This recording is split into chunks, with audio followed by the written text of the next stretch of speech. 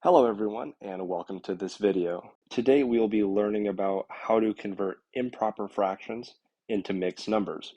For part A, we are given 15 over 4. Now we know that this is an improper fraction because the numerator is greater than the denominator.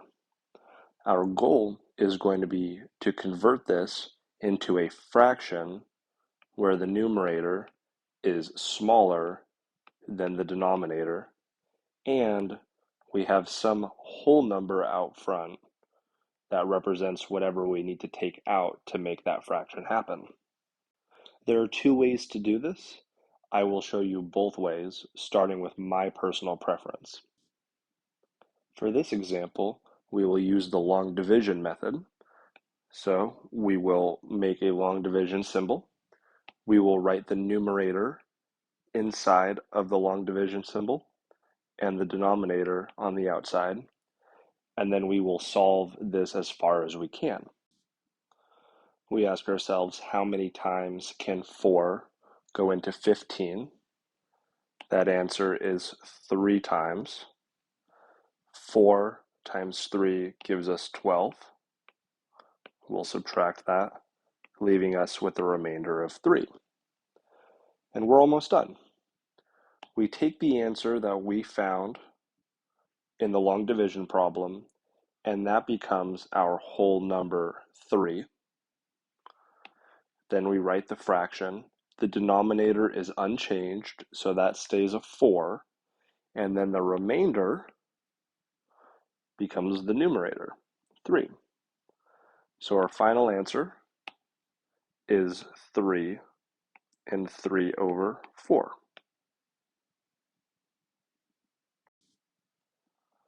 For part B, we will try a different method. We have 21 over 5, and what we will do is subtract 5 over 5 over and over again until the numerator is smaller than the denominator. Now in this example, I chose 5 over 5 because that's what our denominator is. If we were doing part A, I would have subtracted 4 over 4. So 21 over 5 minus 5 over 5 gives us 16 over 5. And we will repeat the process again, minusing 5 over 5, leaving us with 11 over 5. And you guessed it, we will do it one more time. 5 over 5, giving us 6 over 5. And one more time, minus 5 over 5, giving us 1 over 5. As you can see, that was a lot of steps, which is why I don't recommend this method, but it works. Now, we have to count how many times we did this. We did it once,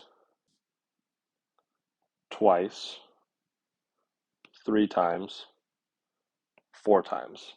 Since we did this 4 times, our whole number is going to be a 4, and we take what's left over as 1/5. And that is our fully simplified answer.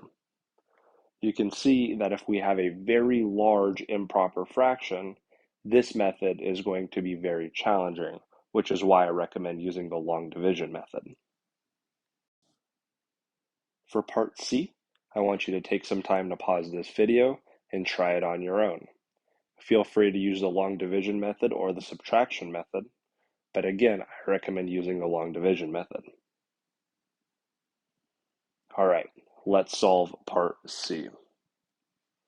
We have 25 over 3 using the long division method.